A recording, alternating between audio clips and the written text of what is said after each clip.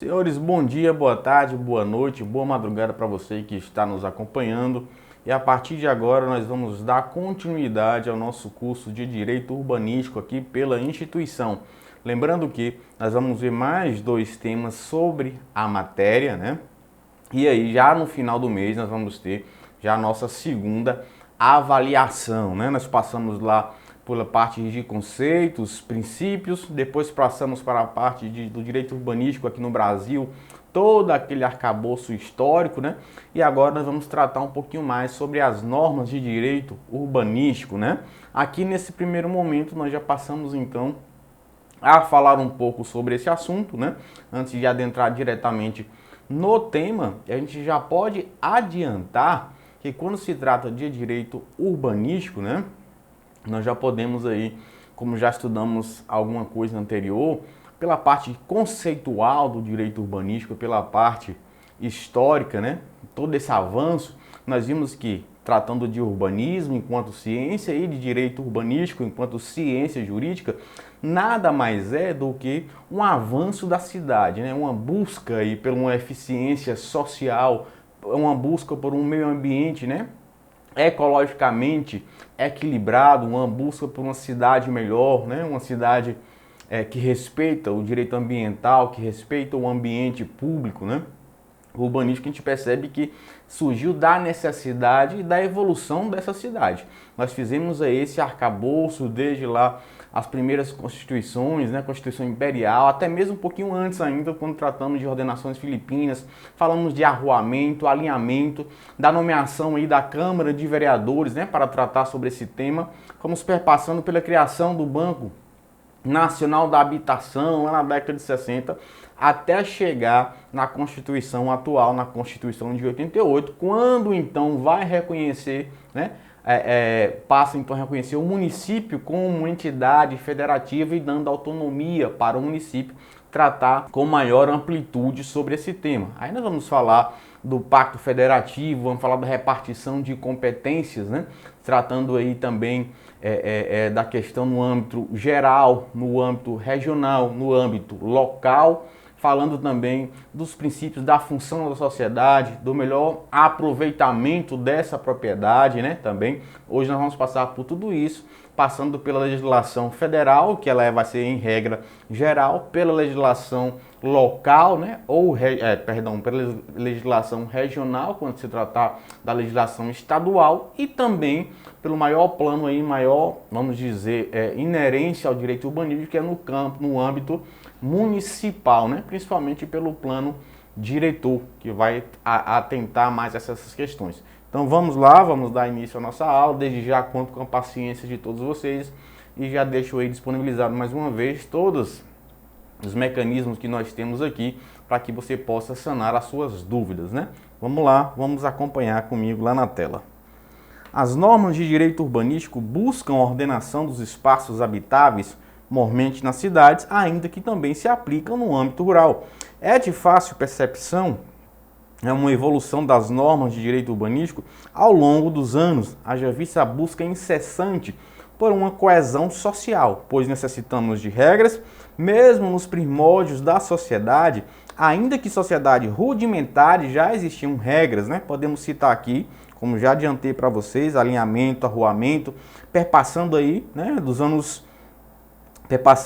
desde as ordenações filipinas até a Constituição de 88. Então aqui comigo na tela, nada mais do que já adiantei para vocês naquele momento introdutório lá, né? Dessa necessidade, desse avanço social, da necessidade então que passa a entender que as cidades precisam ser planejadas e aí o direito urbanístico passa a ganhar força, né?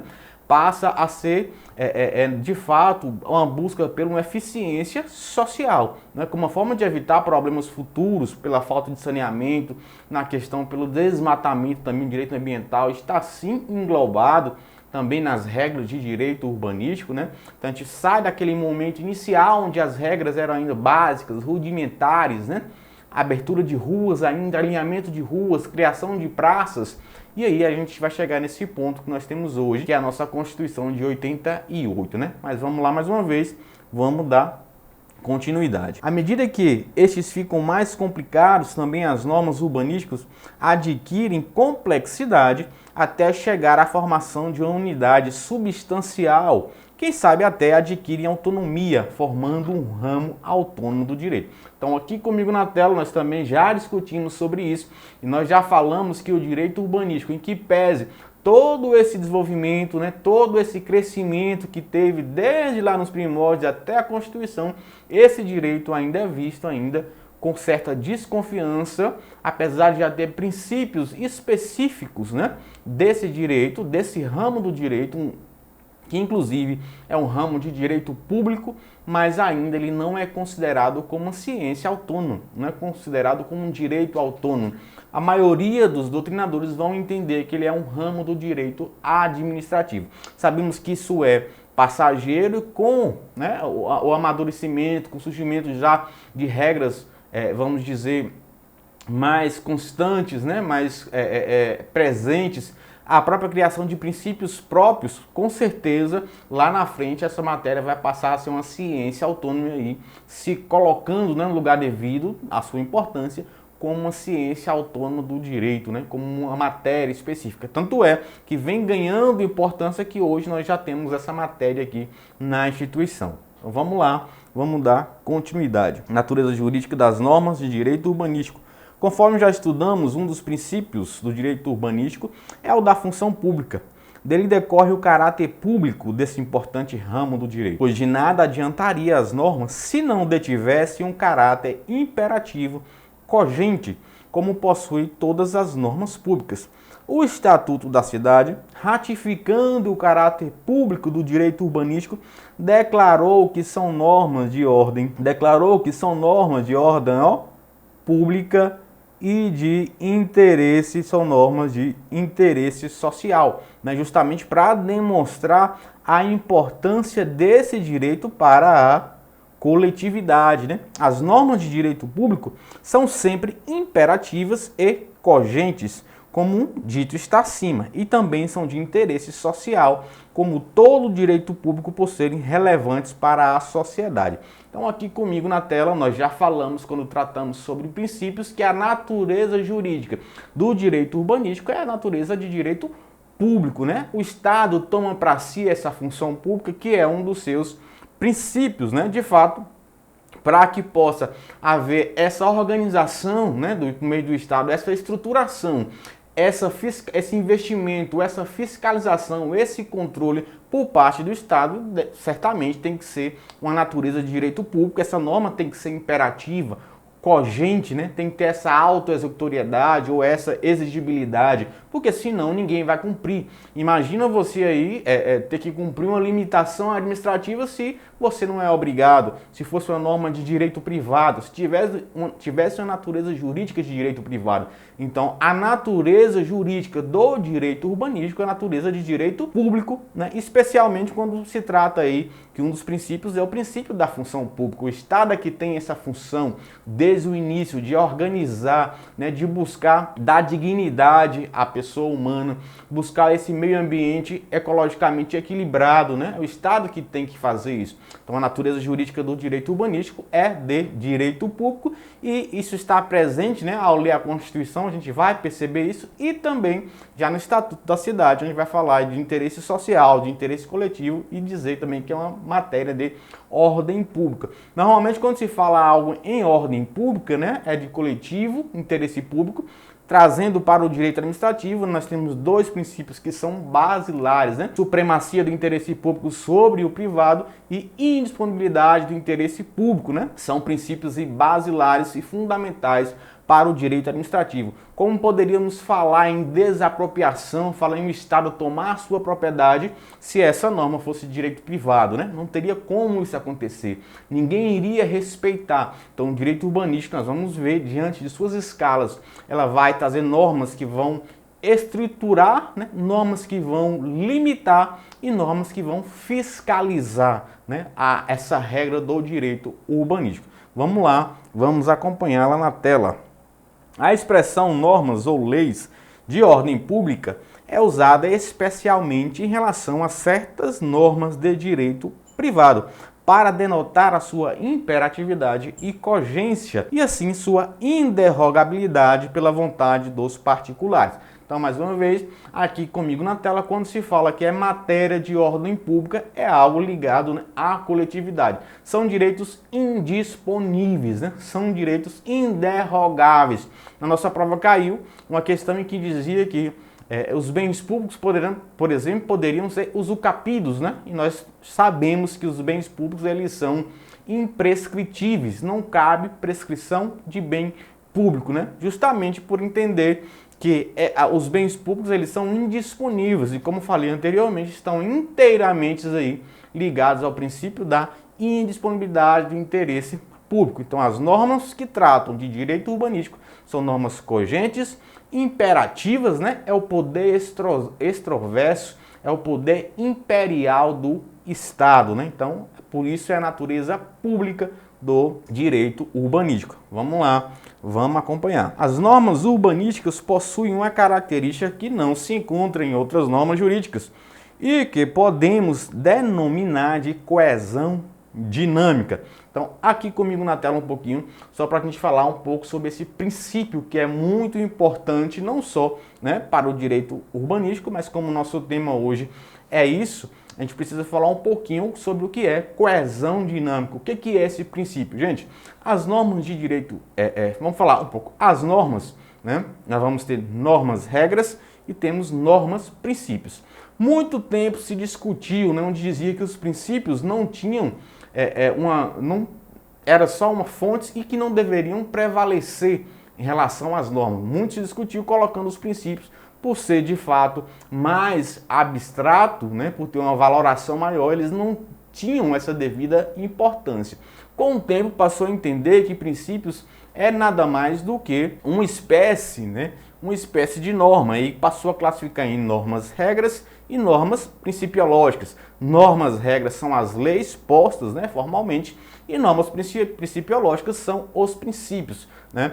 E além disso, além dessas duas espécies de normas, teremos dentro ainda dos atos normativos, como vocês já estudaram no direito administrativo, nós temos atos aí que estão abaixo das leis, né? São atos infralegais. E o que vai diferenciar a lei de um ato infralegal, que aí é ditado pela administração pública, é que, primeiramente, esse ato não pode criar e nem destituir, né? Nem pode criar e nem retirar direitos. Só a lei pode fazer isso. E outro critério é porque, em regra, esses atos eles terão efeitos concretos, direcionados, né? Então, essa é uma das grandes diferenças e vocês vão entender melhor do que eu, porque já são doutores em direito administrativo, né? Estudam lá com o professor Marcos Paulo, vocês vão saber mais do que eu. Mas percebam que, quando se trata de lei, ela pode criar e suprimir direitos. Quando se trata de atos administrativos, justamente por serem atos, né, infralegal, abaixo da legalidade, eles vão só cumprir aquilo que determina a lei, sob pena aí de ilegalidade, né? Não é inconstitucionalidade. Já que ele é um ato, ele é secundário, ele não é uma norma primária, ele não tem como contrariar diretamente a Constituição, né? Então perceba que esse ato ele é diferente da própria lei. Por que eu estou dizendo isso, gente? Porque, apesar da lei ter um caráter abstrato, genérico, a lei é para todos. Não existe uma lei criada especificamente para mim, para Henrique, né? Não existe uma lei específica criada para uma pessoa, né? A lei é criada de forma, né, generalista, de forma geral, vamos assim dizer, para toda a coletividade. Mas quando se fala de norma de direito urbanístico, tem esse princípio da coesão dinâmica, né? Falou em coesão dinâmica, está falando em planejamento, porque não basta, a norma de direito urbanístico é uma lei diferente, é uma lei que ela precisa ser planejada e estudada. Lembra quando falamos de urbanismo? Não basta criar uma lei para sair aí asfaltando as ruas sem analisar todos os impactos que aquele asfalto vai causar, né? As pontes que terão que construir nas estradas, vai ter que analisar também a questão ambiental. Isso tudo é uma coesão dinâmica. E quando você criou aquele momento, criou aquela lei, ela tem que criar uma realidade. Ela tem que transformar uma realidade social. Então, há um planejamento, né, um estudo prévio, é criada a lei é aprovada e depois que ela é aprovada, ela vai instrumentalizar aquilo que estava lá no planejamento, trazendo o quê? Melhorias, né, para a sociedade. Então é isso que é a coesão dinâmica. Essa norma de direito urbanístico ela vai transformar a realidade, ela vai trazer implementos e a partir dali criou, tem que seguir aquele projeto dali em diante. Então uma norma, apesar de ser uma lei, por isso que eu falei que expliquei a diferença entre ato normativo, né, infralegal e lei, para a questão enquanto o ato infralegal da administração ele é específico, direcionado, né, a lei ela tem esse caráter mais abstrato, mais genérico. Mas quando se fala de normas de direito administrativo, essa lei necessariamente tem que ser planejada e tem que trazer uma mudança na realidade social, né, da cidade, do estado, da União, porque ela precisa de ter um planejamento anterior, né, e a partir dali irão surgir. Por exemplo, Brasília não foi criada, né, planejada antes de ser executada, né? Então, nós falamos, Palmas é uma cidade planejada, né? Antes de se iniciar a construção de Palmas, já tinha um planejamento, né? E a tendência é que essas cidades novas, pelo menos, deveriam ser assim. Então, isso vai chamar que as normas de direito urbanístico precisam dessa coesão dinâmica, que é desse planejamento. É, de fato, a possibilidade que aquela norma tem de acontecer e fazer uma transformação social, né? Então, um caráter, vamos dizer, que acaba diferenciando o direito urbanístico, a norma de direito urbanístico, de outras normas, né? Nós vamos ver alguns exemplos e vocês vão conseguir verificar essa coesão dinâmica um pouco mais nas normas de direito urbanístico. Então, voltamos lá na tela. Então, aqui, a fim de exprimir a ideia de que a visão estática, né, da norma singular e da sua ratio, né, não é suficiente, da sua razão, não é suficiente para individualizar a essência do fenômeno urbanístico. A questão que eu falei, que a lei, né, a norma de direito urbanístico, ela é uma norma diferente. Como nota Mazzoni, né, e isso porque, continua o autor, a norma urbanística é, por sua natureza, uma disciplina, um modo, um método de transformação da realidade, de superposição daquilo que será a realidade do futuro. É aquilo que é a realidade atual. Então, aqui comigo na tela, a coesão dinâmica é isso. A norma de direito urbanístico, ela tem que ser vista de maneira diferente. Como eu falei das cidades planejadas, o direito urbanístico necessariamente tem que ter um estudo prévio para avaliar os impactos positivos e negativos daquela construção, né? Por isso que tem essa coesão dinâmica, diferentemente das outras leis. As outras leis bastam ser criadas aí direitos, né, que são criados pelo Poder Legislativo, alguma mudança na lei, desde que tenha um caráter aí generalista, abstrato, né, e não direcionadas a pessoas, está cumprido aí a formalidade da lei e a razão da lei de ser. As normas de direito urbanístico não devem respeitar esse princípio da coesão dinâmica, justamente, né, para que a sociedade possa sempre caminhar, né, sempre em frente, né, não apenas com normas programáticas, mas que também haja um planejamento, né? Então vamos lá, vamos acompanhar, ó. Segundo Daniela Campos Libório, na medida em que a ação urbanística se resolver, ela terá mudado a realidade do objeto trabalhado. Não havia rua, agora há. A igreja estava ruindo, agora está bela. Desta forma, as normas futuras deverão ter como finalidade, escopo, né, esse planejamento. E é muito importante para o princípio da coesão dinâmica. Por essa razão é que denominamos coesão dinâmica a essa particularidade das normas urbanísticas, a fim de denotar que sua eficácia somente ou especialmente decorre de grupos complexos e coerentes de normas e tem sentido transformacionista da realidade. Então, aqui comigo na tela, perceba então que esse caráter, né, de coesão dinâmica é justamente um planejamento que vem antes da execução, né, daquela lei, da própria obra que vai transformar a realidade. É verificar, por exemplo, numa área aí, uma área carente, a construção de um polo esportivo, né, que está necessitando, é verificar um asfaltamento, né, até um calçamento de uma rua, um escoamento de uma água de um esgoto que está caindo no rio, né? Então isso exige um estudo prévio, exige um estudo aí, né, de várias outras áreas, ó, falando de urbanística, mas estamos tratando de direito social, né, quando eu falei da questão da questão esportiva, do direito ambiental. Então, a norma de direito urbanístico é uma norma que vai ter essa necessidade de uma coesão dinâmica, sempre pró futuro, né? Mas de maneira planejada. O caminho é sempre para frente e planejado até mesmo para que não se tenha um retrocesso, né? Então vamos lá, vamos continuar. É que a norma urbanística, se tomada isoladamente, não oferece nenhuma imagem de possível mudança do real.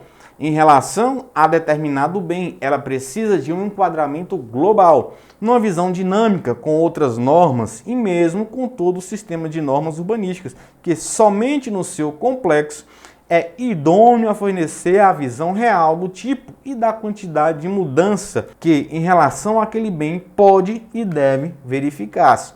Então, aqui a gente, né, entende um pouco mais sobre esse princípio da coesão, né? Princípio da coesão dinâmica, desse dinamismo que é necessário, né, que é inerente às normas de direito urbanístico, né? Vamos modificar um pouquinho agora e falar aqui sobre uma classificação trazida por alguns autores dessas normas de direito urbanístico. Vamos ter normas de sistematização, né? Normas de organização, vamos ter normas de intervenção e normas de controle, né? Vai precisar uma norma de organização, de estruturação sistemática, né? Onde são criados, nós temos, por exemplo, o Estatuto da Cidade, é uma norma, né, que vai criar um sistema ali, né, uma organização.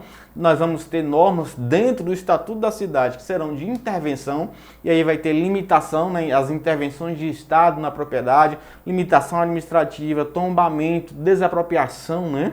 São todas essas espécies de intervenção de Estado na propriedade, e também norma de fiscalização, por meio de permissão, concessão, alvará, licença, né? Vamos acompanhar comigo lá na tela, ó. O direito urbanístico traz 3 complexos de normas urbanísticas, que são normas de sistematização urbanística, que estruturam os instrumentos de organização dos espaços habitáveis e são pertinentes a quê? Ao planejamento urbanístico, à ordenação do solo em geral e de áreas de interesse especial. Mas nós vamos ter também normas interventivas, como eu falei, normas que vão limitar a propriedade, né? O direito à propriedade, ele não é absoluto e vai ter uma limitação, né, ao direito de construir. Como eu falei, que é o Estado, né? Lembra da função pública? É o Estado que vai trazer essa intervenção, né? Vocês já estudaram, são doutores em direito administrativo, e aí vocês já estudaram intervenção do Estado na propriedade. Você pode construir, você tem um direito de propriedade sim, mas deve respeitar as normas, né? Senão vai ser aí, vai vir um fiscal da prefeitura, fiscal de obras e posturas e vai lhe multar, vai vir os fiscal lá do direito ambiental, vai lhe multar, vai vir os fiscal trabalhista, se você não tiver tudo certinho em relação ao quem está trabalhando na sua obra, vai lhe multar também, né? Então, são normas de intervenção urbanística, né? E por fim, nós vamos ter normas de controle urbanístico, né? São aquelas destinadas a reger a conduta dos indivíduos quanto ao uso do solo, como as que as estabelecem diretrizes de atividade urbanística dos particulares, as que regulam a aprovação de urbanificação, que vai dar outorga, certificado, certidão e licença, né, para urbanificar ou edificar, até mesmo permissão e concessão, né, de alguma área para que você possa utilizar também. Então, isso aqui é só uma classificação das normas urbanísticas, que terão esse critério de sistematização, vai ter um critério de intervenção e vai ter um critério também de controle, né, de fiscalização. Aqui, comigo na tela, nós já vamos tratar das normas, né, nós vamos perceber que nós temos normas no campo constitucional. A Constituição vai trazer aí diversas normas, né, de direito, diversos artigos, né, de direito urbanístico, e nós vamos ter também normas no campo infraconstitucional, seja na repartição, aí nós vamos ter repartição de competências, seja no âmbito federal, por meio do Estatuto da Cidade, seja no meio do âmbito local, âmbito regional, né, por meio dos estados, em que pese a competência privativa do Estado enumerada na Constituição, ela é bastante enxuta, pequena, né, principalmente lá só vai trazer 2, na verdade, que é a questão de leis, normas referentes ao uso do gás canalizado e também quando dá ao Estado aí o direito de instituir regiões, né, metropolitanas, aglomerações, por meio de legislação complementar. Perceba que o Estado, na competência privativa, ele só tem essas duas competências, né, de forma enumerada, de forma explicitamente trazendo na Constituição, porque a competência do Estado ela é residual. Ah, mas o que diabo é isso de residual? Gente, residual é porque o Estado, como não consta, não tem descrito, a sua competência é bastante enxuta, ele vai ficar com o que sobrar. A Constituição vai trazer de forma exaustiva a competência da União, vai trazer de forma exaustiva, né?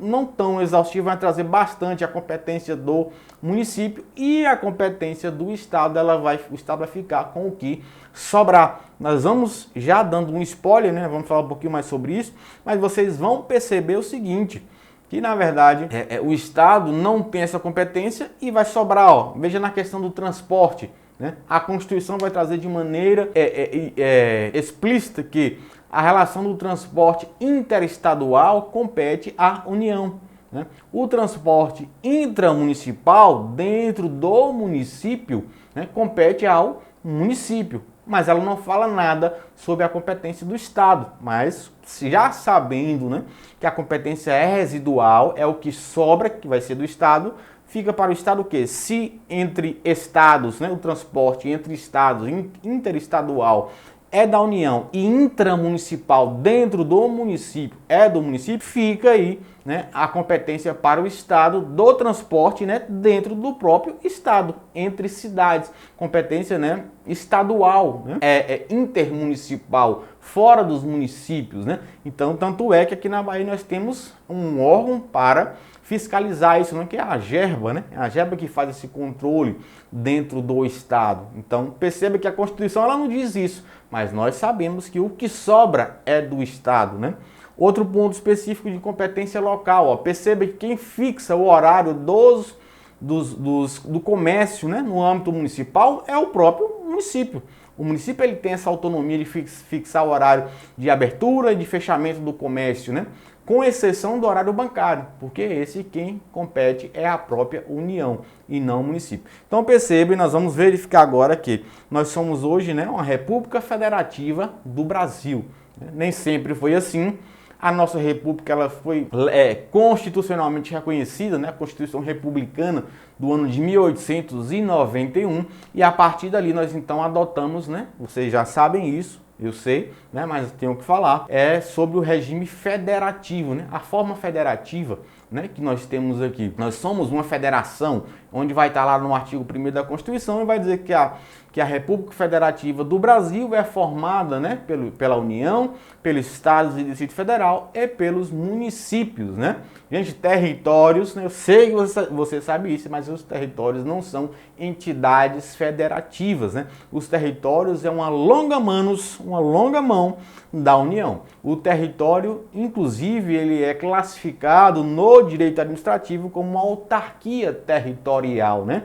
Ele poderá até ser criado municípios dentro do território, mas ele não é uma entidade federativa. É uma região, vamos assim dizer, que a União irá administrar, né? Já tivemos territórios que hoje são estados, né? Amapá, né, por exemplo, é um deles, Fernando de Noronha, que era um território e hoje foi acoplado ao estado de Pernambuco. Então, o artigo 1º da Constituição vai dizer, nós adotamos essa forma federativa e aí nós vamos ter como entidades federativas a União, os estados e o Distrito Federal e os municípios. Tratando de Distrito Federal, vocês também já sabem, né, que ele é uma entidade diferenciada, sui generis, né? Porque ele não é um estado, mas também ele não é um município, mas ele vai ter essa competência tanto estadual, tanto municipal. Então, o Distrito Federal, ele não vai ser estado, mas também não será município, né? Ele é algo sui generis, ele é algo diferente. Perceba que o Distrito Federal, ele não pode se dividir em municípios, né? Mas ele vai ter essa competência acumulada. Ele vai ter tanto competência estadual quanto competência municipal. Ele vai ter impostos estaduais e vai ter impostos municipais, em que pese não existirem municípios dentro do Distrito Federal. Lá não tem eleição para prefeito, lá tem regiões administrativas. Outro ponto importante sobre o Distrito Federal é que lá não tem Constituição, lá tem uma lei orgânica, só que a lei orgânica do Distrito Federal é uma lei orgânica diferente, porque dentro dela vai ter matérias tanto do Estado quanto matérias do município. A título de conhecimento, eu sei também que vocês já sabem, mas é a única lei orgânica do Brasil que poderá ser questionada diretamente no Supremo, quando se tratar aí das questões referentes ao Distrito Federal como Estado. Nas matérias que são